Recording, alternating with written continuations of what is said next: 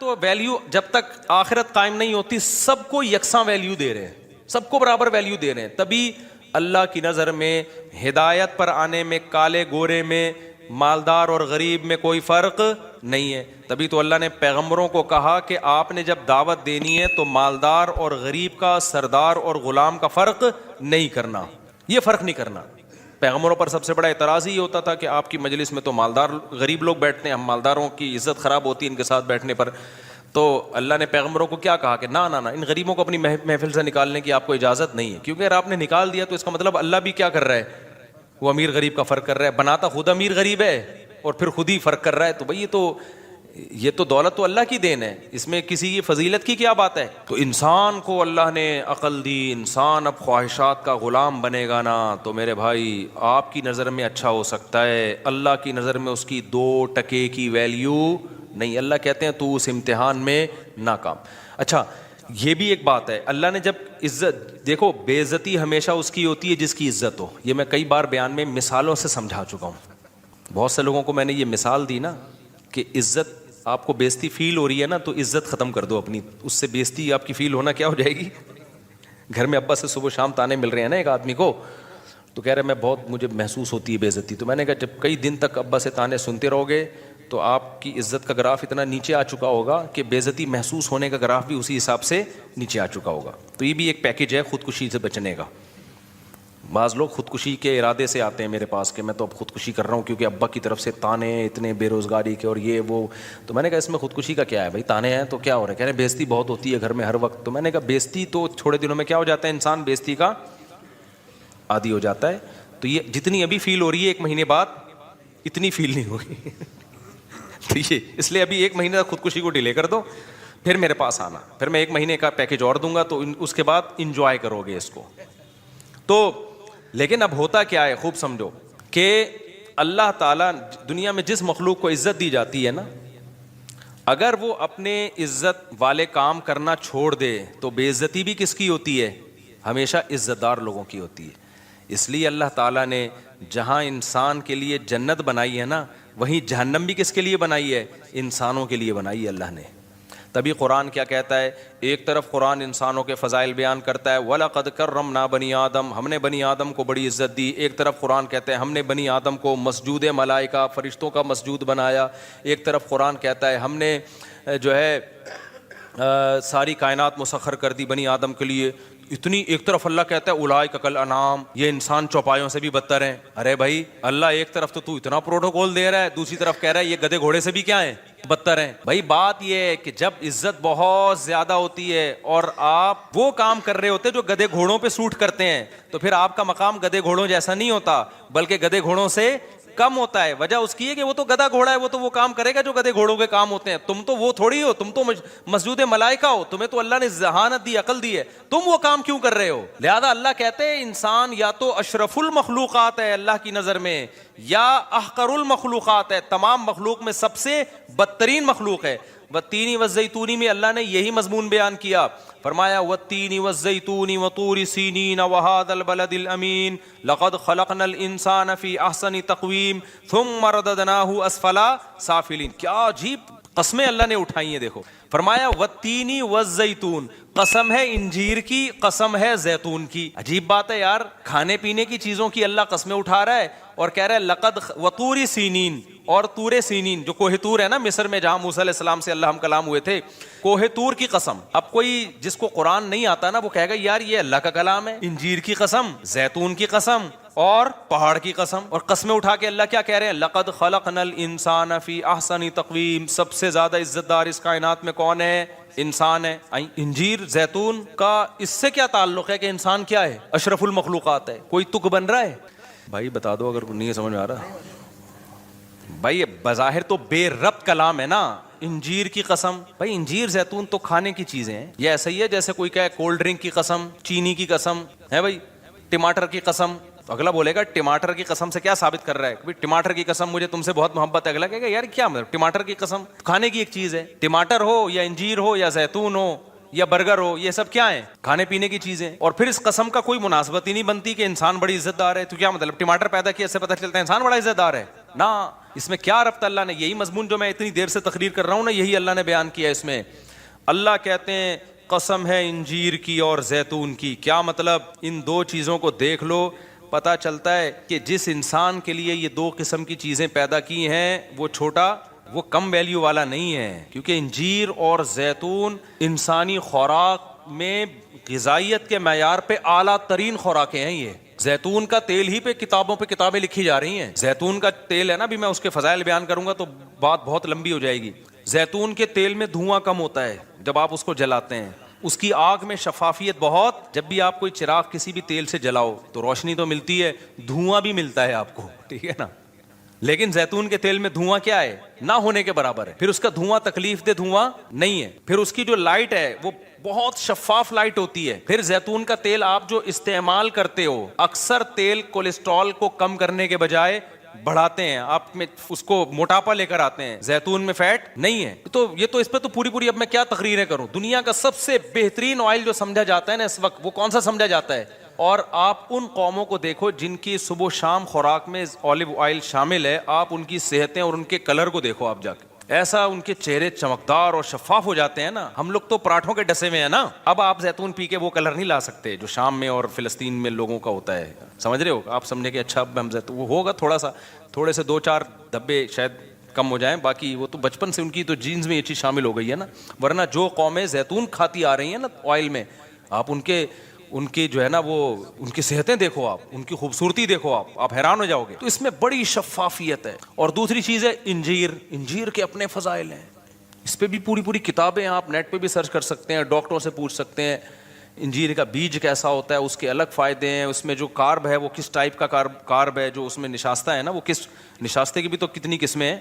تو اللہ کیا کہتے ہیں, اچھا بعض طبیبوں میں نے لکھا ہے کہ اللہ نے انجیر اور زیتون کا اکٹھا ذکر کیا نا, آپ انجیر کو زیتون میں بھگو کے کھائیں آپ, تو یہ کمبینیشن ہے. تو اللہ نے 2 مادی چیزوں کا ذکر کیا, وتینی والزیتون, جو کس کے لیے بنائی گئی ہیں؟ انسان کے لیے. یہ انسان کی مادی ترقی کے لیے بنائی گئی ہیں. ایسا نہیں ہوگا انجیر کھانے سے آپ اللہ کے بہت محبوب بن جاؤ گے, اس کا مادی زندگی سے تعلق ہے, روحانی زندگی سے ڈائریکٹ تعلق نہیں ہے. اور دوسری چیز ہے کوہ طور. کوہ طور انسان کی روحانی زندگی کے لیے, کہ اللہ نے موسیٰ کو کوہ طور پہ بلا کے ہدایت دی تھی تورات کی شکل میں, تاکہ انسان روحانی لحاظ سے بھی صحیح ٹریک پر چلیں. انسان کو 2 ہی گائیڈنس کی ضرورت ہے, مادی زندگی بھی ٹھیک ہو جائے, جس میں سب سے بڑی چیز کیا, اس کی خوراک ٹھیک ہو جائے. کیونکہ مادی زندگی میں سب سے پہلے آپ کی کیا ہے؟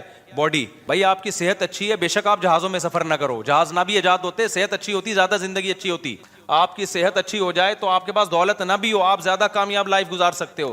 سب سے پہلے جس چیز کو مادی زندگی میں فوکس کیا جاتا ہے وہ کون سی ہے؟ عقل مند سارے یہی کہتے ہیں نا, سب سے پہلے صحت کو فوکس کرو, گاڑیوں بنگلوں کو بعد میں. آپ کی ٹی بی کے مریض ہو اور آپ بزنس کلاس میں سفر کرتے ہو ہوائی جہاز میں, تو کیا کرنا ہے بھائی؟ کیا خیال ہے بھائی؟ میں بھی یہی کا باتیں کر رہا ہوتا ہوں یار, پیسہ آئے تو سب سے پہلے کیا ہے؟ اپنی باڈی پہ لگاؤ, صحت صحیح کرو. صحت صحیح ہے نا, منجی پہ بھی آپ کی زندگی بالوں سے گزرے گی, بھینسوں کے باڑے میں بھی اچھی زندگی گزرے گی. صحت صحیح نہیں ہے تو 1000 گز کے بنگلوں میں اور جاپان اور امریکہ میں بھی آپ ٹینشن میں ہوگے. تو اللہ نے انسانی صحت کے لیے جو سب سے مفید غذائیں تھیں, جن میں اللہ نے زیتون اور انجیر کا تذکرہ کیا, اور پھر اللہ نے وطور سینین, کوہ طور کا, جو روحانی زندگی کا کیا ہے, موسیٰ علیہ السلام کو اللہ نے وہاں بلا کے تورات دی تھی. اللہ نے براہ راست اللہ ہم کلام ہوئے تھے, جس میں اللہ نے موسیٰ علیہ السلام کو بتایا کہ انسان روحانی اعتبار سے صحیح کیسے ہو سکتا ہے. زنا سے بچنا ہے, ماں باپ کی نافرمانی نہیں کرنی ہے, سود سے بچنا ہے, جھوٹ سے بچنا ہے, رشتہ داری کو جوڑنا ہے, توڑنا نہیں ہے, معاہدوں کو پورا کرنا ہے, اللہ کی عبادت کرنی ہے. تو مادی حساب سے بھی صحیح ٹریک پر انسان جب چلے گا, اور روحانی حساب سے بھی. اور تیسری وہاد البلد الامین, یہ آیت میں مجھ سے چھوٹ گئی تھی, وہاد البلد الامین, اور اس مکہ جو امن والا شہر ہے, اللہ نے اس کی بھی قسم اٹھائی, کیونکہ مکہ بھی وحی کا کیا ہے؟ مرکز ہے. 2 ایسی جگہیں دنیا میں خاندانی ہیں جہاں جس شان سے وحی نازل ہوئی ہے, تیسری جگہ اس شان سے وحی نازل نہیں. ایک مکہ میں قرآن نازل ہوا, قرآن کا زیادہ تر حصہ, اور ایک کوہ طور پہ جہاں اللہ براہ راست موسیٰ علیہ السلام سے ہم کلام ہوئے. تو 2 اللہ نے مادی نعمتوں کا ذکر کیا جو انسان کی مادی زندگی کو ٹھیک کرنے میں معاون اور مددگار بنتی ہیں, اور 2 وہ پلیسز کا, وہ جگہوں کا ذکر کیا جہاں وحی آئی ہے, جس وحی نے انسان کی روحانی زندگی کو ٹھیک کیا ہے. تو اللہ کہتے ہیں یہ 4 چیزیں دیکھ لو تو پتہ چل جائے گا کہ واقعی ہم نے انسان کو بڑا ہی خاندانی بنایا ہے، جس کے لیے غذائیں انجیر اور زیتون پیدا کی جا رہی ہیں، اور جس کی ہدایت کے لیے مکہ اور کوہ طور پر انتظام کیا جا رہا ہے. یہ پروٹوکول کسی اور مخلوق کو نہیں دیا جا رہا. سمجھ میں آ رہی ہے بات؟ لیکن پھر آگے اللہ نے کیا فرمایا؟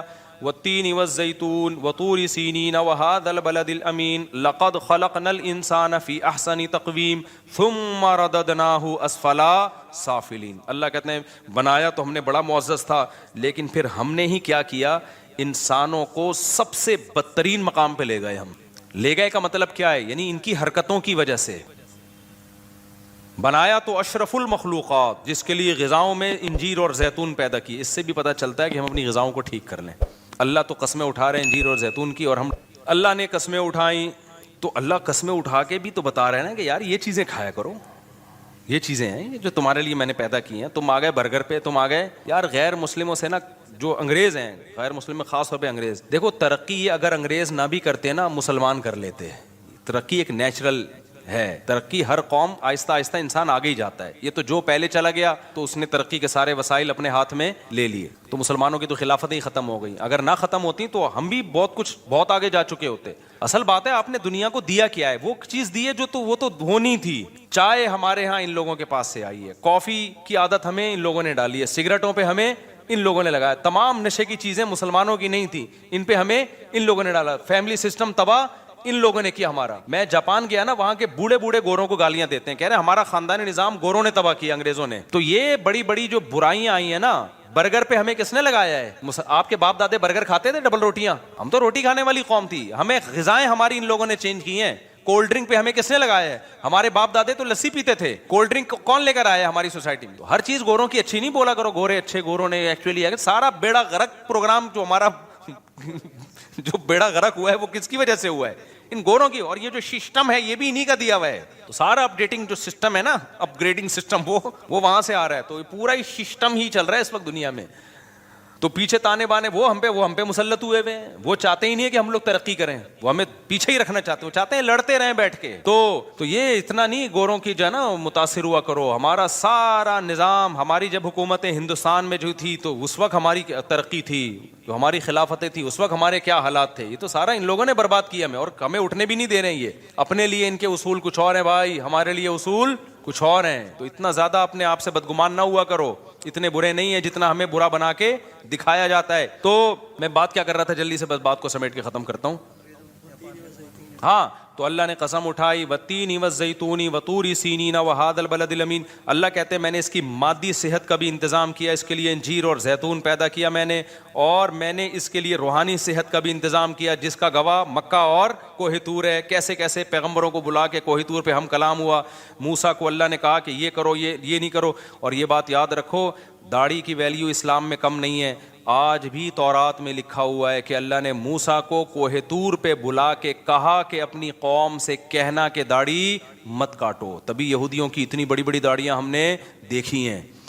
ہمارے مذہبی اسکالر ماڈرن ہو گئے کہ داڑھی ہی کا انکار. آپ نہیں رکھتے توبہ استغفار کرو، لیکن انکار نہیں کر سکتے آپ. اسلام کو اپنے کلچر کی وجہ سے چینج نہ کرو، اسلام ویسے ہی ہے. تو یہ اللہ کا حکم ہے، کیونکہ آپ کو آپ کی فطرت کو چینج کرنے نہیں دے گا اسلام. آپ دیکھو آج کل لڑکے لڑکی نما آ رہے ہیں کہ نہیں آ رہے ہیں، تو اسلام اس کی پرمیشن دیتا ہے. گورے کے پاس تو کوئی ہدایت نہیں. وہ کہتے ہیں ان کی نجی لائف ہے، جیسے چاہے بال کٹائیں، جیسے چاہے یہاں بالیاں ڈالیں، جو مرضی کریں. لیکن اسلام نے پابندی لگا دی. نبی صلی اللہ علیہ وسلم کی صحیح حدیث ہے، ان مردوں پر لعنت ہے جو عورتوں کی مشابہت اختیار کرتے ہیں. ان عورتوں پر لعنت ہے جو مردوں کی مشابہت اختیار کرتی ہیں. تبھی تو عورت کے لیے بال چھوٹے کرنا پسندیدہ کام نہیں ہے، کیونکہ چھوٹے بال کس کے ہوتے ہیں؟ مردوں کے ہوتے ہیں. آپ کہہ سکتے ہو آپ کے تو بڑے بال ہیں، تو اتنے چھوٹے عورتوں کے نہیں ہوتے. اب اس سے زیادہ تھوڑی بڑے ہو سکتے ہیں، کتنا بڑھا لیں گے آپ؟ بڑھانا بھی چاہو تو یہاں تک نہیں پہنچتے. تو یہ اللہ نے پروٹوکول پیکج عورت ہی کو دیا کہ اس کے بال بڑے ہو سکتے ہیں. اس کا مطلب یہ عورت کی خاصیت ہے. اب وہ بال کٹائے گی تو شریعت اس کو پسند نہیں کرتی. تو جو ہے نا اس کو ویسے ہی رہنا چاہیے. آدمی ہے تو پورا آدمی نظر آئے وہ. تو یہ ہائی اللہ ہوئی اللہ والا جو اسٹائل ایسے ایسے ہیجڑے ٹائپ کے ٹک ٹاک پہ ویڈیوز آ رہی ہوتی ہیں نا، عجیب سے کھرچے ہوئے منہ آ رہے ہیں، عجیب سے. مرد ہے وہ چمک پٹیوں والا ساڑیاں پہنا ہوا ہوتا ہے، اور لوگ کمنٹس بھی کر رہے ہوتے ہیں واہ واہ واہ ماشاء اللہ، یہ تمہارے دماغ خراب ہو گیا ہے. تو اللہ کا قہر ہے، اللہ کا عذاب آتا ہے بھائی. تو گورا تو کہتا ہے اس کی نجی زندگی ہے، جو مرضی کرو. ہم کیا کہتے ہیں بھائی، ہماری باڈی پہ ہمارا حق نہیں ہے. یہ کس نے بنائی ہے؟ اللہ نے. تو اللہ روحانی اعتبار سے ہمیں سیدھا رکھتا ہے. تو اللہ نے موسیٰ علیہ السلام کو بھی کہا کہ اپنی قوم کو کہہ دیں کہ داڑیاں مرد داڑھی بڑھائیں, اور پھر اللہ نے ہمارے نبی کو بھی وحی کی, ہمارے نبی نے ہمیں بتایا کہ مرد عورت کی مشابہت اختیار بولو مت کریں, اور عورتیں مردوں کی مشابہت اختیار مت کریں. تو ہر لحاظ سے اللہ نے گائیڈ کیا. پھر اللہ نے فرمایا جس کی گائیڈنس کا اتنا انتظام ہو رہا ہے اور مادی زندگی کے لیے انجیر اور زیتون پیدا کیے جا رہے ہیں اس کے لیے, تو اس سے پتہ چلتا ہے انسان کوئی چھوٹی موٹی مخلوق نہیں ہے. لیکن اللہ کہتے ہیں پھر ہم نے کیا کیا, اس کو بدترین مخلوق بنا دیا. وہ کیسے بنایا؟ اس کی حرکتوں کی وجہ سے. یہ بالکل ایسا ہی ہے جیسے بادشاہ سلامت کا ایک بیٹا ہو, شہزادہ ہو, بادشاہ اس کو بڑی زبردست شیروانی میں اپنے ساتھ لے کے جاتا ہے اور بڑے خوبصورت پروٹوکول میں, شاہی خاندان کا آدمی ہے, بڑے بڑے لوگ ملاقاتوں کے لیے آ رہے ہیں, لیکن اس کمبخت کو چڈی بنیان میں ہی گھومنے کا شوق ہے, اور یہ ملتا بھی جمعداروں سے ہے, اور بہت ہی اس کی عجیب. تو بادشاہ کیا کرے گا, ایک دن اس کو آگ کر کے نکال دے گا, کہے گا یار تو تیرے تو وہ اسٹائل ہی نہیں ہے جو شہزادوں والا اسٹائل ہوتا ہے, تجھے تو عزت سمجھ میں ہی نہیں آ رہی ہے. تو اب دنیا کی نظر میں تو اس کو بے عزتی سمجھا جاتا ہے, لیکن اللہ کی نظر میں جو عزت اور ذلت کا معیار ہے وہ لباس نہیں ہے. اللہ کی نظر میں عزت اور ذلت کا معیار یہ ہے کون اپنی خواہشات کو اللہ کے حکم کے تابع رکھتا ہے, اور کون حیوان اور درندہ بن کے اپنی خواہشات کو پورا کرنے میں لگا رہتا ہے. اللہ رسول کی اس کی نظر میں کوئی ویلیو نہیں ہے. اللہ نے یہ نہیں کہا کہ خواہشات پوری ہی نہیں کرنی ہے, ایسا ظالم اللہ نہیں ہے, کیونکہ جب پیٹ لگا دی اللہ نے, خواہشات لگا دی, یہی تو اسلام کا حسن ہے بھائی. ہندوؤں میں دیکھو کیسے لوگ ہیں جو ساری زندگیاں عذاب میں ڈالی ہوئی ہے, انہوں نے گوشت نہیں کھایا ساری زندگی سے, کہ بھی جانور کو ہلاک کرنا پڑتا ہے, گوشت جیسی نعمت سے محروم ہو گئے, لباس جیسی نعمت سے محروم ہو گئے. بہت سارے مذاہب میں ایسے کپڑے ہی نہائے ہی نہیں, اپنے آپ کو ایسی ٹینشنوں میں ڈال دیا اور کہا کہ اس سے بھگوان کیا ہوگا, خوش ہوگا. ایک صحابیہ کو دیکھا نبی صلی اللہ علیہ وسلم نے کہ وہ پیدل, صحابی تھے یا صحابیہ, حدیث پڑھے ہوئے مجھے بہت ٹائم ہو گیا تو شاید میں بیان کرنے میں نا مجھ سے غلطی ہو جائے, لیکن اصل مفہوم یاد ہے. وہ پیدل حج پہ نکلی ہوئی تھی, تو اتنا لمبا سفر, آپ صلی اللہ علیہ وسلم نے فرمایا کہ اللہ کو اس سے کوئی حاجت نہیں ہے کہ تم اپنے آپ کو اتنی ٹینشن میں ڈالو, کوئی بات نہیں, سوار ہو جاؤ اور دم دے دو اس کا. تو اتنی ٹینشن میں اپنے آپ کو ڈالنا کہ حلال تمام نعمتوں سے اپنے آپ کو محروم کر دینا, اس سے اللہ خوش نہیں ہوتا. لیکن اللہ نے کیا کہا کہ بھائی ایک خواہشات وہ ہیں جو انسانوں پہ سوٹ کرتی ہیں, ایک وہ ہیں جو گدے گھوڑوں پہ سوٹ کرتی ہیں, وہ انسانوں کے کام نہیں ہے. مثال کے طور پر آپ عزت دار تھے, آپ نے اپنے بچوں سے کہا بیٹا میں چاہتا ہوں تم خوش رہو, بیٹا بتاؤ تمہیں کیا چاہیے. بچہ کہتا ہے ابو مجھے جو ہے نا آئس کریم چاہیے. آپ کہیں بیٹا بہترین آئس کریم آرڈر کر دی. اور بتاؤ بیٹا تمہیں کیا چاہیے. ابو مجھے گاڑی چاہیے. یہ لو بیٹا گاڑی لے لو. اور بیٹا کیا چاہیے. ابو میں جوان ہو گیا, مجھے ایک اچھی سی بیوی چاہیے. کوئی بات نہیں بیٹا ٹھیک ہے, بتاؤ کون سی والی چاہیے. وہ والی چاہیے, نہیں وہ والی چاہیے, چلو وہ یہ والی لے آؤ. یہ سارے ایسی باتیں جس سے ابا اگر انسان کا بچہ ہوگا تو وہ غصہ نہیں ہوگا. میں اس لیے کہہ دیا کہ ابا اس طرح کی باتوں سے بھی, آئس کریم کھلانے میں ٹینشن میں نہیں آتے, گاڑی دلانے. جب شادی کی بات کرے گا تو وہ پتہ نہیں غصہ ہو جاتے ہیں کہ پاگل ہو گیا ہے, حالانکہ وہ بھی آئس کریم بھی ایک یعنی خواہش کے لیے ہی کہا رہا ہے, گاڑی بھی ہے اس لیے, تو وہ بھی تو اس کی ضرورت ہے نا بھائی. لیکن اس کے ابا کو ایک دم میٹر شارٹ ہو جاتا ہے ابا کا. تو خیر, لیکن انسان یعنی ابا اگر واقعی انسان کا بچہ نہیں کہنا چاہیے, ابا کی توہین ہو رہی ہے اس میں, ابا اگر واقعی ابا ہوں گے. لیکن اب کیا ہے کہ ابا نے کہا بیٹا میں چاہتا ہوں تمہاری جو بیٹا ضرورت ہے وہ پوری کرنا چاہتا ہوں, بتاؤ تمہیں کیا چاہیے. ابا مجھے چرس چاہیے. اب ابا کو غصہ آئے گا کہ نہیں آئے گا. بیٹا ہم خاندانی لوگ ہیں, تم بھی خاندانی ہو, ایسے مذاق دوبارہ نہیں کرنا. ابا میں مذاق نہیں کر رہا, مجھے کیا چاہیے, چرس چاہیے. یار بیٹا یہ غلط چیز ہے, اور بتاؤ کیا چاہیے اس کے علاوہ. ابا مجھے انٹی کو چھیڑنا ہے جا کے, مجھے بیوی نہیں چاہیے. میں ویسے ہی گدھے گھوڑے جیسے کرتے ہیں نا, جب ایک ٹرک ان کے دماغ پہ سوار ہوتی ہے تو گدھا گدھی تلاش کرتا ہے کہ نہیں کرتا. تو ابا ایک محلے میں گدھی ہے جو مجھے پسند آ گئی ہے, بس میں نے وہاں جانا ہے, اپنی ٹرک پوری کرنی ہے. شادی وادی کر کے بیوی بنا کے نہیں لانا, جب تک ٹرک پوری ہوگی کروں گا, اس کے ساتھ ریلیشن رکھوں گا, جب ٹرک پوری ہو جائے گی تو پھر اس کو چھوڑ کے کسی اور. ابا انسان کا بچہ ہوگا تو خوش ہوگا ایسی باتوں پہ, جائیدادوں سے آگ کر دے گا, بولے گا یہ میرا بچہ نہیں ہے بھائی, کسی نے غلطی سے میرے کھاتے میں نادرہ میں غلطی سے میں نے نسبتیں دور کرے گا, بھائی میرا اس بچے سے لوگو یہ میرا بچہ نہیں ہے, میری بے عزتی ہو رہی ہے. خدا کی قسم یہی کام انسان کے ساتھ ہو رہا ہے. قل من حرم زینت اللہ التی اخرج لعباده والطیبات من الرزق. اللہ کہتے ہیں بتاؤ یہ جو ہندوؤں نے بہت سی چیزیں حرام کر لیں, عیسائیوں نے بہت سی چیزیں حرام کر لیں, اللہ کہتا ہے جو حلال پاکیزہ چیزیں کون حرام کر سکتا ہے؟ تم کہو میں نے پیدا تمہارے لیے, یہ شہد میں نے تمہارے لیے پیدا کیا, یہ جانوروں کا دودھ میں نے تمہارے لیے پیدا کیا, مرغیوں کے انڈے میں نے تمہارے لیے پیدا کیے, اور تمہارے مشورے پر پورے سال مرغی انڈا دے گی, ٹھیک ہے نا, گن پوائنٹ پہ ایسی غذائیں پیدا کر دیں جو پورے سال ہی انڈے دینے پہ آ گئی ہے. اور میں نے تمہارے لیے عورت کو پیدا کیا جس سے تم نکاح کرو, اس سے تمہیں محبت ملے گی, لتسکنوا الیہا, سکون ملے گا, محبت ملے گی, تمہارا خاندان اور پریوار تمہارا آباد ہوگا. جعل لکم من انفسکم ازواجا, اللہ نے تمہاری جنس کے جوڑے پیدا کیے تمہارے لیے. وجعل لکم من ازواجکم بنین وحفدا, اس سے تمہیں اولاد ملے گی اور پھر بڑھاپے میں نانا اور دادا بنو گے, وہ انجوائے کرو گے, یہ سب تمہارے لیے. انسان ایسا کمبخت نکلا, انسان نے کہا نہ مجھے گرل فرینڈ چاہیے, مجھے بیوی نہیں چاہیے. گدے گھوڑے والے کام کیے کہ نہیں کیے؟ فرق پتہ ہے کیا ہے؟ گدھا گھوڑا یہ کام ٹائی اور سوٹ پہن کے نہیں کرتا. انسان نے کیا کیا؟ 3 پیس سوٹ اور ٹائی میں, اور ولاگ بنائی میری گرل فرینڈ ہے, یہ میری کلیگ ہے جس کے ساتھ میں گھومتا ہوں. 3 پیس سوٹ اور ٹائی سے انسان مہذب نہیں بن جاتا. انسانوں کو دھوکہ دیا جا سکتا ہے, اللہ کو دھوکہ بولو نہیں دیا جا سکتا. اللہ کی نظر میں کافر کی 2 ٹکے کی ویلیو نہیں ہے, کیونکہ کافر اللہ کے کہے ہوئے اچھے کو اچھا نہیں مانتا, اللہ کے کہے ہوئے برے کو برا نہیں مانتا. اللہ میاں نے کہا یہ میں نے تمہارے لیے دودھ کی نہریں پیدا کی, یہ میں نے تمہارے لیے شہد دودھ پیدا کیا, میں نے تمہارے لیے شہد پیدا کیا. کافر کیا کہتا ہے؟ میں شراب پیوں گا. وہ کیا کہہ رہا ہے؟ میں کیا پیوں گا, اور اسمبلی سے بل بھی پاس کرا لیا کہ شراب کیا ہے, لیگل ہے. اللہ کہتے ہیں بھائی یہ انسانوں والے کام نہیں ہے, یہ انسانوں پہ سوٹ, یہ گندی.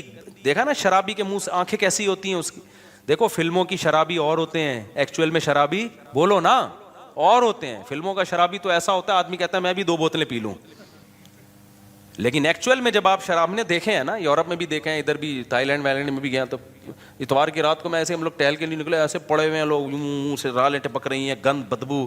ایکچوئل میں یہ ہوتا ہے, قتل ہو جاتے ہیں, ایکسیڈنٹ ہو جاتے ہیں, جہاز گر جاتے ہیں, پائلٹ نے پی لی, ٹیسٹ ہوتے ہیں, پھر بھی بعض دفعہ نکل جاتا ہے پائلٹ. تو پائلٹ جو ہے نا وہ پی کے الٹا ہو گیا, وہ سمجھا کہ جہاز الٹا ہو گیا ہے. حقیقت حالانکہ خود الٹا ہوا تھا, وہ اس چکر میں اس نے جہاز کو سیدھا کرنے کی کوشش کی, ساری پبلک ہی الٹ گئی. اتنے حادثات ہوتے ہیں نا شرابیوں کے دنیا میں, آپ کی سوچ سے بھی زیادہ. یہ تو چھپاتے ہیں, دانت توڑ دیا کسی کے, مکہ مار دیا, کیس بھی نہیں بنا سکتے کہ پی ہوئی تھی وہی اس نے. اس لیے اللہ نے کہا اتنی حلال چیزیں پیدا کی ہیں, گند کی طرف مت جاؤ. ٹھیک ہے تمہیں ٹینشن ہے, ڈپریشن ہے, ہر دنیا میں خوشیاں بھی آتی ہیں, غم بھی آتے ہیں, تو اس کا حل ہے کہ اللہ نے نیند کو پیدا کیا تمہارے لیے, سو جاؤ تم. اور کیا کرو بھائی, اللہ سے صبر مانگو, نماز میں دل لگاؤ. آپ نے ٹینشن دور کرنے کے لیے نشہ کرنا, آئس لینا شروع کر دیا, چرس پینا شروع کر دیا آپ نے. پھر تم یہ سمجھتے ہو کہ اللہ کہے گا اشرف المخلوقات ہے, نا نا نا نا, پھر آپ کو اللہ اشرف المخلوقات میں داخل نہیں کرے گا. پھر اللہ کہتا ہے میں نے انسانوں کو انسانوں میں پیدا کیا ہے, تم پر بہت سے لوگوں کے احسانات ہوں گے اور تمہارا بہت سے لوگوں سے ریلیشن ہوگا. دیکھو سورہ 5ویں پارے کی پہلی آیت لازمی پڑھو, وَاعْبُدُوا اللَّهَ وَلَا تُشْرِكُوا. اسلام جتنا ریلیشن پہ کو ویلیو دیتا ہے نا, غیر مسلم ریلیشن کو اتنی ویلیو نہیں دیتا. غیر مسلم صرف کسٹمر اور آپ کا جو فرینڈ ہے اس سے ریلیشن کو تھوڑی بہت ویلیو دیتا ہے کہ بھائی تھینک یو سے بات کیا کرو, تھینک یو پہ ختم کر دیا کرو. اس سے زیادہ غیر مسلم کی نظر میں ریلیشن کی ویلیو نہیں ہے. ریلیشن تو تمہیں سکھاتا ہے اسلام ہے. کیا ریلیشن سکھایا ہے؟ 5ویں پارے کی پہلی آیت, پہلی یا دوسری آیت ہوگی, وَاعْبُدُوا اللَّهَ وَلَا تُشْرِكُوا, نہیں 5ویں پارے کی نہیں, سورہ نساء کی ہے, 4تھے پارے کی ہے میرا خیال ہے. وَاعْبُدُوا اللَّهَ وَلَا تُشْرِكُوا بِهِ شَيْئًا. سب سے پہلے ریلیشن اپنا اللہ سے مضبوط کرو. کس سے مضبوط کرو؟ انسان ریلیشن چاہتا ہے کہ نہیں چاہتا؟ دیکھو ریلیشن بھی انسان کو سکون دیتا ہے کہ ریلیشن آپ کے اچھے ہونے چاہیے. ہر وقت لڑتے رہو گے ادھر سے ادھر سے بھی تو دماغ ڈپریشن میں جائے گا نا. ہر باپ یہ چاہتا ہے کہ میری اولاد کا ریلیشن آپس میں بھی اچھا ہو, محلے والوں سے بھی اچھا ہو. تو وہ بتاتا ہے نا بیٹا یہ تمہاری اماں ہے, یہ تمہارے ماموں ہیں, یہ تمہاری خالہ ہے, یہ تمہارا ابا, میں تمہارا اتفاق سے کیا ہوں, ابا ہوں. بیٹا تمیز سے رہنا, یہ بہن ہے, یہ بھائی ہے, لڑتے نہیں رہنا, سب کے حقوق کا تم نے کیا کرنا ہے خیال. تو اللہ میاں بھی یہی چاہتے ہیں. اللہ نے ایک فرمایا وَاعْبُدُوا اللَّهَ, سب سے پہلے تمہارا ریلیشن کس کے ساتھ ہے؟ میرے ساتھ ہے, میں اللہ ہوں, میری عبادت کرنی ہے. وَلَا تُشْرِكُوا بِهِ شَيْئًا, معبود ہونے میں میرے ساتھ کسی کو شریک نہیں کرنا. عبادت صرف میری ہوگی, میرے علاوہ کسی کی نہیں ہوگی. یہ ریلیشن گورا بتاتا ہے او مائی گاڈ, بس اس کے علاوہ گاڈ کے ساتھ کوئی ریلیشن غیر مسلموں کے پاس ہے ہی نہیں. وَبِالْوَالِدَيْنِ احسانا, پھر اللہ کہتے ہیں میرے بعد سب سے زیادہ مضبوط ریلیشن کس سے ہونا چاہیے؟ والدین کے ساتھ. کافروں نے کیا کیا؟ 18 سال کا ہوتے ہی ابا اماں کو ٹاٹا کر کے نکل جاتا ہے. آپ کو پتا ہے جاپان میں گیا تھا نا, میں نے جاپان کی ٹرینیں آپ کو دکھائی, کتنی اچھی تھیں کہ نہیں تھیں, اور ایسی خاندانی تھی یار, جو سوچا تھا اس سے آگے ہی نکلی ہیں. ایسی اسپیڈ کی ٹرینیں اور ایسی ٹائم, یعنی ٹائم یہ ہوتا تھا 3:51 پہ پہنچے گی اور 53 منٹ پہ دوسری ٹرین نکلے گی, تو 53 پہ ہی نکل رہی ہے, ایک ایک منٹ ناپا ہوا ہے. لیکن آپ ایک بڑی بھیانک چیز ہے جاپان کی جو میں نے آپ کو نہیں دکھائی, جاپان کے بچے اپنے ماں باپ کے ساتھ بالکل بھی اچھے نہیں ہوتے. جاپان کے سائنٹسٹ اپنے کنٹری کے ساتھ بہت اچھے ہیں, جاپان کے مزدور اپنے مالک کے ساتھ بہت اچھے ہیں, لیکن جاپان کے بچے اپنے ماں باپ کے ساتھ بالکل بھی اچھے بولو نہیں ہوتے, ریلیشن نہیں ہے. 18 سال کا ہونے کا انتظار کرتے ہیں, جس دن 18 سال کے ہوئے ابا اماں کو ٹاٹا کیا اور مارکیٹ سے شارٹ. ابا مر رہا ہے جی رہا ہے, تھوڑا بہت پوچھ لیتے ہیں, جو بہت پرانے قسم کے ہوں گے پوچھ لیتے ہیں. لاشیں مرنے کے بعد 3 دن تک بو آتی ہے ماں کی, پھر پتہ چلتا ہے یہاں کوئی بڑھیا مر گئی ہے. تو اللہ نے کیا کہا, میرے بعد سب سے بڑا حق کس کا ہے؟ یہ اشرف المخلوق بننے کا طریقہ بتا رہا ہوں آپ کو, سمجھ میں آ رہی ہے بات؟ کہ جم جا کے تو بڑے ڈولے شولے بنا رہے ہوتے ہیں اشرف المخلوق بننے کے لیے. اس ڈولوں بھائی, ڈولے بیل کے ہم سے زیادہ ہوتے ہیں, یہ بھی کرو, مادی زندگی کو بھی فوکس کرو, لیکن انسان سب سے پہلا کیا ہے؟ عمل سے پتہ چلتا ہے کہ یہ اچھا ہے یا نہیں ہے. سمجھتے ہو کہ نہیں سمجھتے؟ تو وبالوالدین احسانا, اللہ کہتے ہیں اس کے بعد سب سے بڑا حق کس کا ہے؟ باپ اور ماں کا. ایسا حق بتایا کہ اف نہیں کرنا ان کے سامنے, ذلت سے اپنے بازوؤں کو جھکا کے رکھنا ہے. اے اللہ بڑھاپے میں اولڈ ہاؤس میں جمع کرا دیں, نا اللہ کہتے ہیں خدمت شروع ہی کب ہوگی؟ بڑھاپے میں ہوگی. ماں باپ کے فضائل اللہ بتاتا ہی بڑھاپے کے بعد ہے, صحیح ہے نا؟ اما یبلغن عندک الکبر احدہما, اللہ کہتے ہیں بڑھاپے کو پہنچ جائے پھر یہ حقوق شروع ہو رہے ہیں. نہیں آئی میرا خیال ہے بات سمجھ میں؟ پھر آگے اللہ تعالیٰ فرماتے ہیں والجاری ذی القربا, پھر قرابت دار, ابا اماں کے علاوہ جو تمہارے بلڈ ریلیشن ہے جن سے, ابا اماں کے بعد سب سے زیادہ مضبوط دادا دادی بھی ابا اماں میں داخل ہیں. بلڈ ریلیشن بھائی بہنوں کا ہوتا ہے, تو ان سے ریلیشن کیا کرنا ہے سب سے اچھا. کیسے؟ دیکھو ہر ایک کا اچھا سلوک دوسرے سے ڈیفرنٹ ہوتا ہے. بھائی بہنوں سے اچھے سلوک کا مطلب یہ ہے کہ ان سے کبھی کبھار ملاقات اور ان کی ضرورت کو اپنی ضرورت سمجھ کے پورا کرنا. آپ کی بہن اگر بیوہ ہو گئی ہے, اس کو ضرورت ہے, تو یہ نہیں کہ انڈیویجولی وہ ایک لائف گزارے گی, جاب کرو اپنا کماؤ, نا. اس کی ذمہ داری شرعاً کس پر ہے؟ اس کے بھائیوں پر. بھائی پر لازم ہے کہ اپنی آمدن میں سے اس کی ذمہ داری اٹھائے. اسلام میں عورت کے کمانے کا تصور نہیں ہے, کما سکتی ہے مجبوری میں, جائز ہے, لیکن قرآن سے پتہ چلتا ہے, حدیث سے پتہ چلتا ہے, عورت کی تمام تر ذمہ داریاں اللہ نے کس کے کندھوں پہ ڈالی ہیں؟ مرد کے. اگر وہ نہیں کما رہی ہے تو کمانا اس پہ واجب نہیں ہے. مرد نہیں کما رہا تو گنہگار ہو رہا ہے, کمانا اس پر واجب ہے. اور آپ کی بہن اگر غریب ہے نا, کھانے کو نہیں ہے اس کے پاس, تو آپ پر کمانا ڈبل واجب ہو گیا ہے, کہ اپنے لیے بھی اور اس کے لیے بھی, کیونکہ وہ اب آپ کے عیال میں آ گئی ہے, آپ کی, یعنی آپ وعلی الوارث مثل ذلک قرآن کہتا ہے. تو یہ ہے انسان بننے کے لیے یہ سب چیزیں کیا ہیں میرے بھائی؟ ضروری ہیں. پھر قرآن نے کہا والجار ذی القربى والجار الجنوبی, جو تمہارے پڑوس میں رہنے والا ہے, کوئی بھی تمہارا جس سے بھی کسی, والصاحب بالجنب, حتیٰ کہ تھوڑی دیر کے لیے بھی اگر کوئی تمہارے ساتھ بیٹھا ہے تو اتنی دیر تک اس کا حق اس سے زیادہ ہے جو آپ کے ساتھ نہیں بیٹھا. مثال کے طور پر آپ پنکھے میں آ کے بیٹھے نا نماز میں, آپ کو پتا ہے ادھر پنکھے کی ہوا نہیں جا رہی, آپ کے ساتھ ایک بندہ بیٹھا ہے, تو قرآن کیا کہہ رہا ہے؟ یہ تھوڑی دیر تک تمہارے ساتھ ہے نا, تو تم نے اس کا خیال کرنا ہے. ہوتا کیا ہے, تھوڑی سی یوں مارا, اس کو پش کیا پنکھے سے, آہستہ آہستہ اس کو ادھر کو کھسکا دیا. جو مارکیٹ میں چل رہا ہے, سسٹم جو چل رہا ہے وہ یہی چل رہا ہے نا, پنکھے سے آہستہ آہستہ اس کو کیا کر دیا؟ کھسکا دیا. ہم جب اسکول میں پڑھتے تھے نا, ڈیسک لگے ہوتے تھے, تو وہ ڈیسک میں ہم 3 بندے بیٹھتے تھے, تو ہمارے بڑے پھڈے رہتے تھے نا. اب کوئی موٹا آ کے بیٹھ جاتا تھا نا, وہ جگہ 2 آدمیوں کی گھیر رہا ہوتا تھا, ہماری بڑی لڑائی ہوتی, اس کو یوں کر کے دھکا دیتے. وہ بےچارا کہاں سے مٹ کے جائے گا؟ یہ تو نہیں کہ ایک کولا گھر پہ رکھ کے آئے, وہ ایک سے بیٹھے ہو. کیا خیال؟ اتنی باتوں پہ بچوں کی, جیسے بچے لڑتے ہیں. تو یہ تو ٹیچر کی ذمہ داری ہے بھائی, وہ سمجھائے کہ جو ساتھ بیٹھا ہوا ہے آپ نے اس کا اکرام کرنا ہے, عزت دینی ہے اس کو. جہاز میں بیٹھا ہے کوئی آپ کے ساتھ, بس میں بیٹھا ہے کوئی آپ کے ساتھ, تو گھیرنے کی کوشش نہیں کرنی. پڑوسیوں کو دیکھ لو یار, دیواریں دوسرے کی دیوار پہ کھڑی کر دیتے ہیں, اس کے اس طرح سے گھر بنا رہے ہوتے ہیں, اس کی ہوا اور اس کی روشنی مکمل بند ہو گئی. تو باس اس پہ تو بڑا لمبا, یعنی ابھی تو میں یہ حقوق نہیں بتا رہا پڑوسیوں کے کیا حقوق ہیں, لیکن قرآن یہاں کیا کہہ رہا ہے, اگر اچھا انسان بننا ہے تو کسی بھی شخص کا آپ کے ساتھ کسی بھی قسم کا کوئی لنک ہے, تو جتنا مضبوط لنک ہوگا اس کا حق اتنا ہی زیادہ. اللہ کا لنک اور حق سب سے زیادہ, اس کے بعد ماں باپ کا سب سے زیادہ، پھر اس کے بعد بلڈ ریلیشن میں بہن بھائیوں کا، پھر میاں بیوی کا، پھر اس کے بعد پڑوس کا، پھر کلاس فیلو کا، پھر جو سفر میں آپ کے ساتھ ہے وہ صاحب بالجنبی وابن السبیل، پھر جو مسافر اور اجنبی ہے، آپ کے ملک میں ایک نیا بندہ آ گیا تو اس کو ایسا عزت دو کہ اس کو اجنبیت محسوس نہ ہو. ہمارے یہاں اس کی کھال ادھیڑ لیتے ہیں لوگ کہ نیا آیا ہے اس کو تو پتہ ہی نہیں یار ریٹ کیا چل رہے ہیں، 50 روپے والا برگر 5000 میں بیچ دیتے ہیں اس کو. تو یہ سارے حقوق اللہ نے بیان کیے ہیں، اسی ریلیشن کو اسلام کہا جاتا ہے. سمجھ میں آ رہی ہے بات کہ نہیں آ رہی؟ کافر کے پاس یہ ریلیشن بولو نہیں. ان کا ایک ریلیشن ہوتا ہے girl friend boy friend, girl friend boy friend, یہ ٹھڑک والا ریلیشن ہے، یہ گدھے گھوڑوں والا ریلیشن ہے بھائی، اس کے علاوہ کوئی ریلیشن نہیں. تو یہ ہوگا تو اشرف المخلوق بنے گا. ادروائز 3 پیس سوٹ اور ٹائی میں بڑے اچھے اسٹائل میں thank you nice to meet you, یہ چیزیں انسان کو دھوکہ دیتی ہیں، اللہ کو یہ دھوکہ. تبھی میں بس آخری بات، آخری جملہ کہ یہ جو خواتین اپنے شوہروں سے مسلمان خواتین پریشان ہوتی ہیں نا کہ ہمارے میاں وہ اسٹائل سے بات نہیں کرتے جو گورے اتنی تھینک یو. بھائی گورا وہ حقوق بالکل بھی ادا نہیں کر رہا اپنی بیوی کے جو یہاں ایک پاکستانی مسلمان ادا کر رہا ہوتا ہے.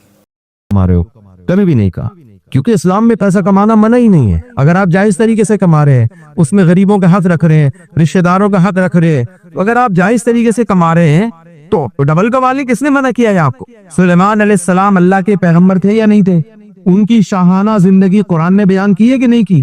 اتنا عالی شان تخت رکھا ہوا تھا، کوئی کہہ سکتا تھا کہ حضرت آپ کو کیا ضرورت تھی اتنا عالی شان تخت رکھنے کی، اور ہیرے جواہرات آپ کے تاج میں جڑے ہوئے ہیں. ہمارے نبی صلی اللہ علیہ وسلم پیوندہ کپڑے پہنتے تھے، سلیمان علیہ السلام بھی پیغمبر، محمد صلی اللہ علیہ وسلم بھی پیغمبر، دونوں اللہ کے نیک بندے. قرآن میں دونوں کی تعریفیں. ایک کو اللہ نے دولت دے کے آزمایا، اور ہمارے نبی صلی اللہ علیہ وسلم کی خواہش تھی کہ میں دولت نہیں رکھنا چاہتا، تو اللہ نے آپ کو آپ کی حساب سے زندگی عطا فرمائی. اس میں اللہ نے بتا دیا کہ نہ میری نظر میں پیسہ رکھنا برا ہے، نہ پیسہ نہ رکھنا برا ہے. میں تو یہ دیکھتا ہوں کہ اگر کسی کو میں نے مسکین بنایا تو غریب بن کے خدا کو راضی کرتا ہے، ناراض کرتا ہے. اگر میں نے کسی کو دولت دی ہے تو اس دولت میں اللہ کا حق وہ رکھتا ہے کہ نہیں رکھتا؟ قارون کو موسیٰ علیہ السلام نے کیا کہا تھا؟ احسن کما احسن اللہ الیک. بہت خزانے تھے نا قارون کے پاس، اس کے چابیاں جانور لے کے چلا کرتے تھے خزانوں کی. موسیٰ علیہ السلام نے قارون کو یہ نہیں کہا تو اتنا پیسہ کیوں کما رہا ہے، جب 2 وقت کی روٹی میں تیرا گزارا ہو سکتا ہے تو کم بخت تو اتنے اونٹوں کی چابیاں لے کے کیوں چلتا ہے؟ یہ نہیں کہا موسیٰ علیہ السلام نے. موسیٰ علیہ السلام نے اس سے یہ حکم دیا تھا احسن کما احسن اللہ الیک. جیسے اللہ نے تجھ پر احسان کیا ہے تو اللہ کی مخلوق کا حق بھی ادا کر، تھوڑا غریبوں کا بھی خیال کر لیا کر. تو اللہ کی نظر میں پیسہ کمانا بری چیز نہیں ہے، کمانے کے بعد اللہ کی مخلوق کو بھول جانا یہ برا عمل ہے. سمجھ میں آ رہی ہے بات؟ تو اب زندگی کا ہدف سامنے رکھ کے گزارے. اور آخری وہ سچی بچی کی آخری بات، آپ کہیں گے آخری کر کے مفتی صاحب کھینچے چلے جا رہے. دیکھو جب اچھا عمل جو ہے نا اللہ کی محبت کے بغیر نہیں کر سکتا. دیکھو انسان کوئی اچھا کام کرتا ہے یا تو اسے کوئی گورنمنٹ کی طرف سے انعام ملتا ہے، یا ماں باپ کی طرف سے، یا کوئی بھی اس کو موٹیویٹ کرنے والا ہو، کہیں سے انعام مل رہا ہو. یہ جو کھلاڑی کھیلتے ہیں اور جیتنے کی کوشش کرتے ہیں، اگر کوئی ان کا میچ ہی نہ دیکھے، کوئی خبر بھی نہ آئے، نہ ان کو کوئی انعام ملے، تو یہ محنت کریں گے جیتنے کے لیے؟ بھائی ان کو پتا ہے لاکھوں تماشائی ہوں گے کہ ہمارے چوکے چھکے دیکھیں گے، جیتیں گے تو عزت ملے گی، ہاریں گے تو ذلت ہوگی. تو یہاں سے موٹیویشن مل رہی ہوتی ہے نا. لیکن اللہ کو راضی کرنے کے لیے جو اچھا کام کی موٹیویشن ملتی ہے، جب تک اللہ کی محبت پیدا نہیں ہو انسان کو یہ ترغیب نہیں ملتی. کسی کی محبت میں انسان یا تو کام کرتا ہے یا کسی کے خوف سے کام کرتا ہے. تو اللہ کی محبت پیدا کرنے کے لیے بار بار اللہ کا ذکر کرنا، نماز قائم کرنا بہت ضروری ہے. اگر آپ نماز قائم نہیں کرو گے تو آپ کے دل میں اللہ کی محبت نہیں پیدا ہو سکتی. تو اس کے لیے اللہ نے ہم پر کتنی نمازیں فرض کی ہیں؟ 5 نمازیں. یہ اسلام کا رکن ہے، ریڑھ کی ہڈی ہے. جیسے ریڑھ کی ہڈی کے بغیر کبھی کوئی آدمی آپ نے دیکھا کہ لکڑی لگا کے گھوم رہا ہو بھائی، اسٹینڈ سے اپنے آپ کو فٹ کیا ہو؟ کبھی دیکھا آپ نے؟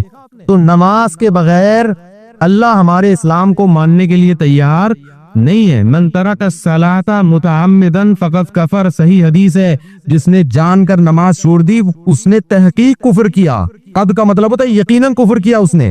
وہ اس قابل نہیں ہے کہ اپنے آپ کو مومن کہے. تو بھائی دیار کفر میں تو زیادہ ذمہ داری ہے نا کہ مسجدوں کو آباد کرو. کیا خیال ہے؟ اب مسجد، وہ علامہ اقبال نے کہا تھا نا، مسجد تو بنا دی دم بھر میں ایمان کی حرارت والوں نے، من اپنا پرانا پاپی تھا برسوں میں نوازی بن جا سکا. مسجد تو 2 منٹ میں بن جاتی ہے، آباد نہیں ہوتی. تو جو لوگ اللہ کے گھر کو آباد کرتے ہیں، دیکھو موسیٰ علیہ السلام کے دور میں جتنی توجہ اللہ کی حضرت موسیٰ کی طرف تھی، فرعون کی طرف نہیں تھی. جو توجہ اللہ کی بنی اسرائیل کی طرف تھی وہ قبطی قوم کی طرف بولو نہیں تھی. اللہ نے بنی اسرائیل کی بدعمالیاں تھی جس کی وجہ سے غلام بن گئے. اللہ نے ان کو اوپر لانے کے لیے موسیٰ علیہ السلام کو بھیجا, پھر آزمائشیں آئیں, ان کو معجزے دکھائے. تو اللہ بنی اسرائیل کو اتنا پروٹوکول کیوں دے رہا ہے؟ کلمہ پڑھتے تھے, اللہ کو مانتے تھے, اللہ کی کتابوں کو مانتے تھے. اللہ کا ہم پر بہت بڑا احسان ہے کہ ہم جہاں بھی رہے لیکن اللہ کو بھی مانتے ہیں, اللہ کے پیغمبروں کو بھی مانتے ہیں, اللہ کی کتابوں کو بھی مانتے ہیں. اللہ کی قسم جتنی اللہ کی نظر میں ہماری اہمیت ہے اتنی مخلوق میں کسی اور کی اہمیت نہیں ہے. اگر ہم اپنی اہمیت ہی نہیں جانیں گے, ہم اپنے آپ کو ویلیو نہیں دیں گے, تو اس کا مطلب جو نعمت اللہ نے ہمیں دی ہے ہماری نظر میں اس کی قدر نہیں ہے, تو اللہ کیسے قدر کرے گا پھر اس کی؟ تو اپنے آپ اپنے ایمان پہ فخر کرو, اپنے ایمان کو بچانے کی کوشش کرو. جب تک آپ کا مسجد سے تعلق نہیں ہوگا آپ اپنے ایمان کو نہیں بچا سکتے. دیکھو جب آپ دیار غیر میں رہتے ہو, غیر مسلم کنٹری میں رہتے ہو, تو آپ کو صبح و شام اپنے جیسے لوگوں سے ملنا ضروری ہے تاکہ آپ کو یہ احساس رہے کہ ہم کیا ہیں, مسلم ہیں. آپ کو یہ احساس رہے. آسٹریلیا میں ہمارے جاننے والے ان کو بڑا اچھا خاندان, تو ان کے پاس میں یہودی رہتے ہیں. انہوں نے مجھے خود بتایا کہ یہودی کہنے لگا یار آپ لوگ کی گیدرنگ بڑی اچھی ہے, خاندان آپ لوگ کا بڑا اچھا ہے. ہم لوگ تو ہمارے ہاں تو اب نسل ہی ختم ہوتی جا رہی ہے, ہمارے ہاں تو وہ فیملی سسٹم ہی نہیں ہے. تو یہ نعمت اللہ نے ہمیں دی ہے تو ہمیں اس کو برقرار رکھنے کی کوشش کرنا ضروری ہے. تو اب یا تو آپ کسی نائٹ کلب میں جا کے مل لیا کریں آپس میں, کیا خیال ہے, یا پھر مسجد میں مل لیں, تو کیا کون سی جگہ بہتر ہے؟ وہاں ملتے ہیں اچھے لگیں گے, وہاں تو پکڑے جائیں گے. کیا خیال ہے؟ آیا کہا تھا نکلا پاؤں گھر کو. ہے محبتیں جو پیدا ہوتی ہیں میرے بھائی وہ نائٹ کلبوں میں نہیں ہوتی, وہاں وہ خواہشات کے پورے کرنے کی جگہ ہے. محبتیں کہاں پیدا ہوتی ہیں؟ مسجدوں میں پیدا ہوتی ہیں. تو مسجد سے جڑے, جماعت کی نماز اللہ نے کتنی پیارا عمل رکھا ہے کہ سارے کھڑے ہوتے ہیں ہاتھ باندھ کے اللہ کے سامنے قبلہ رخ ہو کے. صبح صبح کتنا اچھا لگتا ہے اللہ کے کا کلام سنا جائے, رکوع سجدہ وتقلبک فی الساجدین. قرآن کہتا ہے نبی جب آپ سجدہ کرنے والوں کے ساتھ سجدہ کر رہے ہوتے ہیں اللہ آپ کے اس عمل کو دیکھ رہا ہوتا ہے. تو یہ عمل اللہ کو بڑا پسند ہے. تو ان جگہوں میں میرے بھائی دین کو ہم نے زندہ رکھنا ہے اپنے عمل سے. عمل کا کیا مطلب؟ کردار ایک نمبر ہونا چاہیے, کوئی کام خلاف قانون نہیں ہو. یہاں کی گورنمنٹ کہے کہ مسلمان جتنے قانون کے پابند ہوتے ہیں اتنے غیر مسلم نہیں ہوتے. جب آپ کو پوچھیں کہ بھائی تو اتنے اچھے طریقے سے اٹلی میں کیوں رہ رہا ہے, کوئی آج تک تو نے کام خلاف قانون نہیں کیا, تو آپ بولیں کہ ہمارے مذہب کا حکم ہے, ہمارے دین کا حکم ہے, ہمارے قرآن کا حکم ہے. سمجھ میں آ رہی ہے کہ نہیں آ رہی ہے؟ اور دوسرا اللہ کا حق پورا کرنا ہے. وہ کہاں پورا ہوگا؟ مسجدوں میں آ کے. تو مسجد سے تعلق قائم کریں گے کہ نہیں کریں گے؟ آپ کے ہاں امریکہ سے جماعت آئی ہوئی ہے, یہاں بیٹھے ہوئے ماشاءاللہ, تو تھوڑا سے بیٹھے جائیں ان کے پاس, ہیلو ہائی کر لیں بھائی کیسے آنا ہوا, کس سلسلے میں. ایک آدمی کی شادی ہوئی نا, تو دلہن کے پاس گیا تو سمجھ میں نہیں آ رہا تھا بات کا آغاز میں کیسے کروں. ظاہر ہے پہلے زمانے میں پہلی دفعہ ہی شادی ہوتی تھی, کبھی دیکھا بھی نہیں ہوتا تھا, تو سمجھ میں نہیں آ رہا کہ میں بات کا آغاز کیسے کروں. کافی دیر سوچنے کے بعد کہتا ہے میری کل آپ سے نکاح ہوا تھا, اس سلسلے میں حاضر ہوں. کل میری آپ سے شادی ہوئی تھی, میں اس سلسلے میں. تو تبلیغ والوں سے کہیں کہ بھائی ہمیں پتا چلا ہے کہ آپ امریکہ سے آئے ہیں, ہم اس سلسلے میں تھوڑا سا جڑ جایا کریں. یہاں مولانا صاحب ہے, مولانا ابو ذر صاحب ہے, دعوت کے کام میں جڑے ہوئے ہیں. تبلیغ کا کام اللہ نے پوری دنیا میں پھیلا دیا, اور اللہ کا کتنا بڑا فضل ہے کہ پوری دنیا میں قابل قبول ہے. ابھی تو سعودی عرب میں بھی سنا اجازت دیتی ہے. کیوں؟ کوئی ایسی الٹی سیدھی بات نہیں کر رہے ہوتے, کوئی وائلنس نہیں پھیلا رہے ہوتے, کوئی اس طرح کی کوئی اختلافی کوئی فرقواریت کی بات نہیں. سیدھا سیدھا اللہ سے ہونے کا یقین, غیر اللہ سے کچھ نہ ہونے کا یقین, اپنے ہدف کو سامنے, آپ کو آپ کی منزل بتا دیں گے وہ. تو جب تک میرے بھائی یہاں رہ کر کسی نیٹ ورک میں نہیں جڑو گے, تو حدیث میں کیا آتا ہے کہ جو بکری جو ریوڑ سے الگ ہوتی ہے بھیڑیا اسی پہ حملہ کرتا ہے. تو جب آپ اپنی گیدرنگ سے ہٹ جاؤ گے نا یہاں پہ, تو پھر میرے بھائی شیطان نما جو بھیڑیا ہے وہ آپ پہ حملہ کرے گا. ہو سکتا ہے آپ عیش والی زندگی گزار لو, لیکن رنگ للیوں پہ زمانے کی نہ جانا اے دل, یہ خزاں ہے جو با انداز بہار آئی ہے. تھوڑے دن کے بعد بڑھاپا بھی آنے والا ہے. یہ جوانی کی مستیاں بہت جلد مارکیٹ سے شارٹ ہونے والی ہیں. تھوڑا سا وہ ایک ایپلیکیشن آتی ہے, تصویر کھینچو, آتی ہے نا ایپلیکیشن, تصویر کھینچ کے اس میں دیکھو کہ وہ بڑھاپے میں کیسا لگوں گا. آپ کو خود اپنے اوپر ترس آئے گا, آپ کا دل چاہے گا ان سے دم کروا دو اتنی کو. اور کسی نے کہا ہے کہ بڑھاپے میں اور جوانی میں کیا فرق ہے؟ جوانی میں آپ کے پاس حسینوں کے نمبر ہوں گے, بڑھاپے میں حکیموں کے نمبر. حقیقت ہے. تو یہ بہت جلد آنے والا ہے. نبی صلی اللہ علیہ وسلم نے فرمایا 7 آدمی قیامت میں اللہ کے عرش میں ہوں گے. شاب نشأ فی عبادت اللہ عز وجل, وہ جوان آدمی جس نے جوانی میں برائیوں سے بچاؤ. تو آپ یہاں اٹلی میں رہ کر آپ برائیوں سے بچو, آپ ان غیر مسلموں کے لیے پیغام بنو گے یار, مثال بنو یار. یہ اپنی بیویوں سے وفا کرتے ہیں, یہ اپنے بچوں سے وفا کرتے ہیں, یہ جس ملک میں رہتے ہیں اس ملک سے وفا کرتے ہیں, یہ لوگوں سے وفا کرتے ہیں. یہ آپ ایک میسج بنو گے لوگوں کے سامنے. اور اگر اخپل طریقے سے زندگی گزارتے رہے, بس میرا آفس, میرا دفتر, کسی طرح یا 2 نمبری کروں, ادھر سے پیسہ بچا لوں, ادھر سے بچا لوں. ہمارے یہاں تو ٹریول ایجنٹ اتنا پیسہ کھا کے نا لوگوں کو جھوٹ موٹ کے, وہ میں اکثر لطیفہ سناتا ہوں, آپ لوگوں نے شاید نہیں سنا ہو. ٹریول ایجنٹ بھی گھستے ہیں نا دوسرے ملکوں میں غیر قانونی, تو وہ ہمارے یہاں جو ہے نا, پہلے دبئی جانے کا بڑا ٹرینڈ تھا, مسقط, دبئی, قطر. تو وہ کیا کرتے تھے, کراچی کے سمندر پہ ٹریول ایجنٹ پیسے لے کے نا کشتی میں بٹھا کے گوا پھرا کے لا کے گوادر پہ اتار دیتا تھا. اب ایسا ہی ہوتا تھا نا کہ سمندر میں جانے کے بعد کیا پتا چلتا ہے کون کدھر جا رہا ہے. تو ایسے کسی ٹریول ایجنٹ نے پیسے لیے تھے, چل بھائی تجھے میں مسقط پہنچاتا ہوں, وہاں گھما پھرا کے سمندر کے بیچ میں لا کے گوادر کو اتار کے ریگستان میں بولا بھائی خود تلاش کرا. اب وہ بیچارہ پریشان ہے کہ یار مسقط کدھر ہے.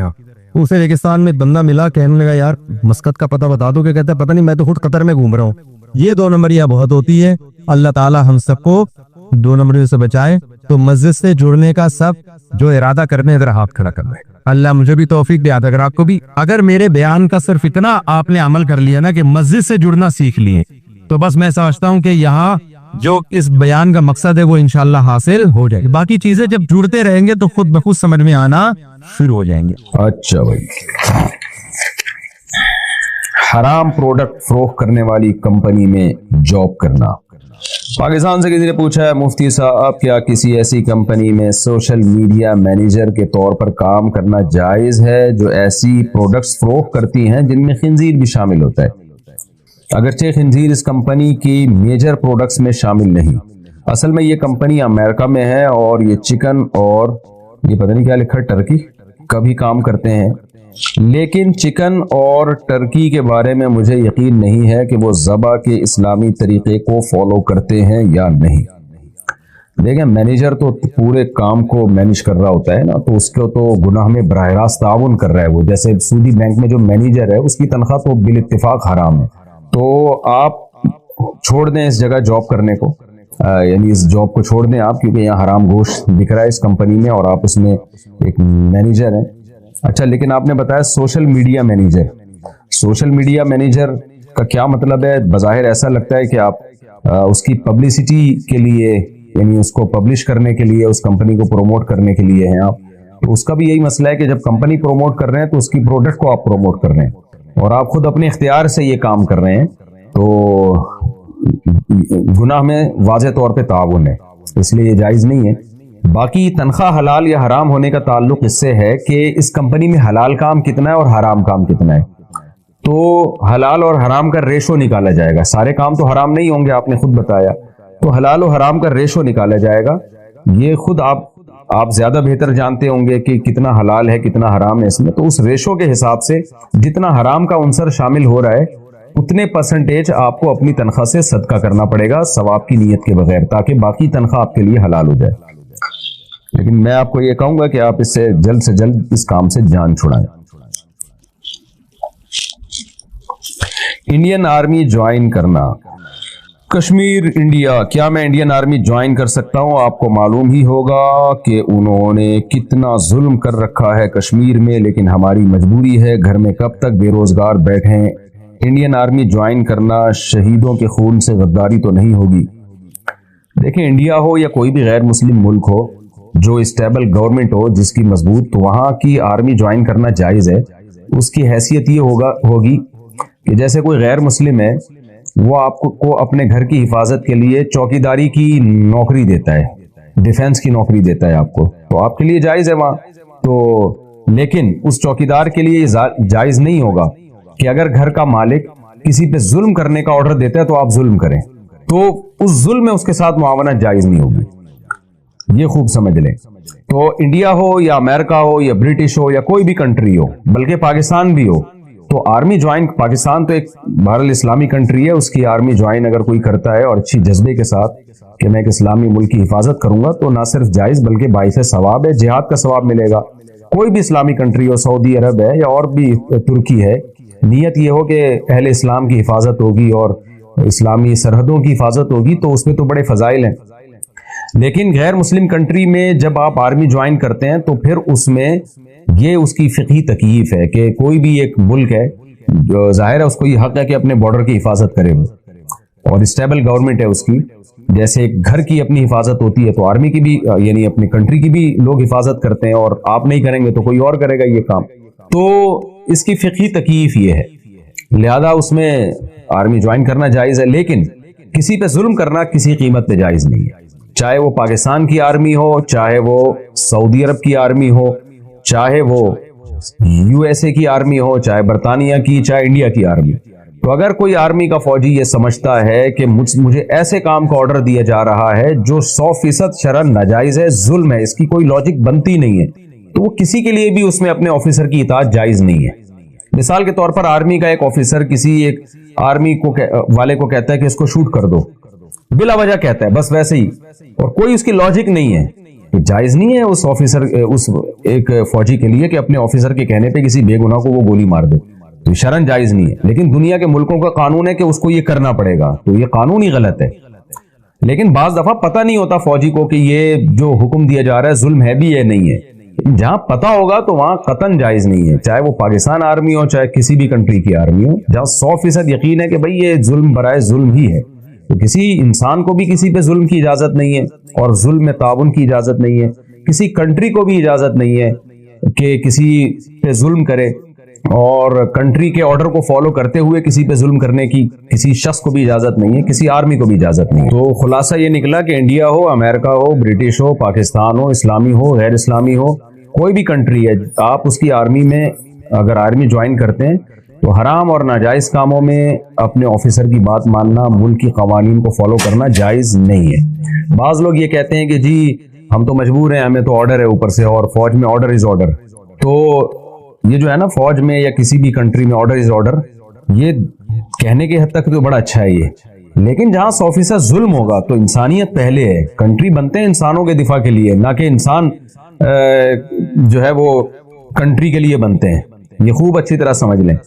تو اب اگر آپ سمجھتے ہیں کہ انڈین آرمی جوائن کرنے کے بعد آپ کی ذمہ داری صرف بارڈر کی حفاظت ہوگی اور صرف ملک کا دفاع ہوگا تو ٹھیک ہے، لیکن اگر آپ سمجھتے ہیں کہ انڈین گورنمنٹ آپ سے کہیں ظلم کروائے گی، چاہے وہ کشمیر ہو یا کہیں بھی ہو، اور آپ کو یقین ہے کہ یہ کام آپ سے کروایا جائے گا، تو پھر آپ کے لیے جوائن کرنا جائز نہیں ہے. تو اب اس کو کوئی انڈیا پاکستان کا مسئلہ نہ بنائے. میں پاکستان کے لیے بھی یہ بات کر رہا ہوں کہ اگر کوئی پاکستان آرمی جوائن کرتا ہے اور اس کو یہ ہے کہ پاکستان کسی ملک پہ ظلم کرے گا، فوج کے ذریعے بے گناہ لوگوں کو مارے گا، تو پھر اس کے لیے پاکستان آرمی بھی جوائن کرنا جائز نہیں ہے. تو یعنی اس کو یقین ہو کہ مجھ سے یہ ظلم والا کام کروایا جائے گا، اس کی بات کر رہا ہوں. تو انڈیا ہو یا پاکستان ہو، امریکہ ہو یا جاپان ہو، کوئی بھی کنٹری ہے، آپ کے لیے اس کی آرمی میں جانا بالکل جائز ہے، آپ کی تنخواہ حلال ہوگی. لیکن ظلم میں اپنے آفیسر کی بات ماننا حرام، اور ناجائز میں اپنے آفیسر کی بات ماننا یہ جائز نہیں ہے، نہ کسی پولیس آفیسر کے لیے، نہ آرمی کے لیے، نہ کسی اور حکومت کے ملازم کے لیے. اس میں 2 اور 2 4 کی طرح اصول ہے کہ آپ اللہ کے قانون کے پہلے پابند ہیں، اس کے بعد ملکی قوانین کے آپ پابند ہیں، اور اللہ کے لیے تمام انسان برابر ہیں. کسی کے کہنے پر آپ کسی انسان کا بے گناہ کا قتل نہیں کر سکتے صرف اس بیس پہ کہ وہ میرے ملک کی پالیسی جو ہے یہ ہے کہ اس کو مارا جائے. تو اس بیس پہ کسی کے لیے بھی جائز، بلکہ اس ملک کی پالیسی کو غلط کہا جائے گا کہ اس نے ایسی پالیسی بنائی کیوں. زمانے کو برا کہنا. عاصم نصیر کشمیر انڈیا سے. میں نے ایک دفعہ زمانے کو برا کہا تو کسی نے مجھے منع کیا کہ زمانے کو برا نہیں کہنا چاہیے، اس کی کیا حقیقت ہے؟ دیکھیں عاصم بھائی، صحیح حدیث میں ہے، آپ صلی اللہ علیہ وسلم نے فرمایا کہ اللہ تعالیٰ فرماتے ہیں لا تسبوا الدہر، زمانے کو برا بھلا مت کہو، اس لیے کہ میں ہوں زمانہ، یعنی زمانے کے تصرفات تو اللہ کے ہاتھ میں. تو اس لیے علماء نے کہا ہے کہ بھی زمانے کو برا بھلا نہیں کہنا چاہیے. لیکن ہم جب کہتے ہیں نا زمانہ ایسا تو وہ مجازی نسبت ہوتی ہے. مجازی کا مطلب یہ ہے کہ یہ جو دہری ہوتے ہیں نا، جو ایتھیسٹ ہوتے ہیں، جو ملحد ہوتے ہیں، یہ تو کہتے ہیں ٹائم ہی سب کچھ کر رہا ہے، زمانہ ہی سب کچھ کر رہا ہے. ان ہی الا حیاتنا الدنیا نموت ونحیا وما یہلکنا الا الدہر. نبی صلی اللہ علیہ وسلم کے دور میں جو ایتھیسٹ تھے وہ بھی یہ کہا کرتے تھے کہ ہماری یہ دنیا ہی کی زندگی ہے، اور ہمیں ٹائم ہے جو ہمیں حیات بھی دیتا ہے اور موت بھی دیتا ہے. جیسے کہ ڈارون نے کہا نا، ٹائم گزرنے کے ساتھ ساتھ چیزیں خود بخود ہوتی ہیں، تو آٹومیٹیکلی خود بخود ہو رہا ہے سب کچھ. تو وہ جب اس طرح کے لوگ جب کہتے ہیں زمانہ برا ہے، تو وہ حقیقت میں زمانے ہی کو برا سمجھ رہے ہوتے تھے. تو حدیث میں اس کی نفی ہے کہ بھائی زمانہ تھوڑی، وہ تو جو کچھ کر رہا ہے اللہ کر رہا ہے. تو تم زمانے کو برا کہہ رہے ہو تو اس کا مطلب ہے کہ اللہ کو برا کہہ رہے ہو، کیونکہ زمانہ تو اللہ نے بنایا ہے اور جو کچھ کر رہا ہے اللہ کر رہا ہے۔ لیکن ہم جب زمانے کو کہتے ہیں تو یہ مجازی نسبت ہوتی ہے، مجازی نسبت۔ مجازی کا مطلب ہے کہ ظرف بول کے مظروف مراد لینا۔ جیسے ہم کہتے ہیں نا میں بریانی کی 3 پلیٹیں کھا گیا، پلیٹیں تھوڑی کھائی ہوتی ہیں، آپ نے تو بریانی کھائی ہوتی ہے، لیکن کھانے کی نسبت آپ بریانی کی بجائے جو بریانی